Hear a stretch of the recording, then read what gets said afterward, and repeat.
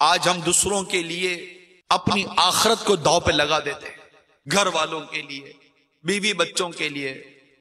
भाई ये मत करो, ये हराम है ना। अरे बीवी बच्चों के लिए भी कुछ करना पड़ता है, घर वालों के लिए कुछ करना पड़ता है। अहमक हैं, अहमक वो लोग। अब गौर कर लीजिए कि दुनिया की इस मुख्तसर सी जिंदगी में हम क्या कुछ कर रहे हैं। एक तो खुद भी बुरे अमाल, अपने अमाल बुरे। नमाज हुई तो वक्त आया पढ़ी नहीं, रमजान के फर्ज रोजे फर्ज हुए रखे नहीं, ज़कात पूरी अदा की नहीं, फराइज वाजिबात छोड़ते गए। जिन बातों का इल्म सीखना मुझ पर फर्ज था मैंने सीखा नहीं।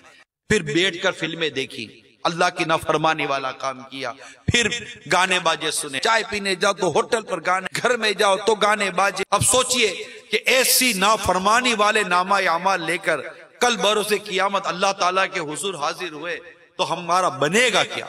इन्हीं गुनाहों का बोझ उठाए हमें पुल सिरात से गुजरने का कहा गया तो बनेगा क्या। हमने क्या जाना पुल सिरात क्या है? जहन्नम पे बना हुआ एक पुल है जो जन्नत में जाने का रास्ता है। हर शख्स ने पुल सिरात से गुजरना है।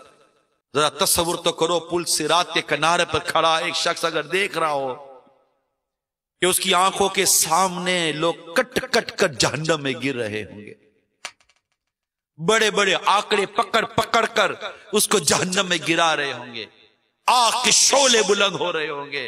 अब सोचो तो सही यार, कैसे पाँव रखूंगा पुल सिरात पर। ये दुनिया की मोहब्बत में मस्त, ये अजान की आवाज सुनकर भी मस्जिद में ना जाने वालों, नमाज ना पढ़ने वालों, पुल सिरात याद करो क्या बनेगा। अब कहा जाएगा चलो, ला कदम उठ नहीं रहा होगा, उठाना पड़ेगा, चलना पड़ेगा, डर लगेगा। अब कटा क्या, अब कटा, अब गिरा के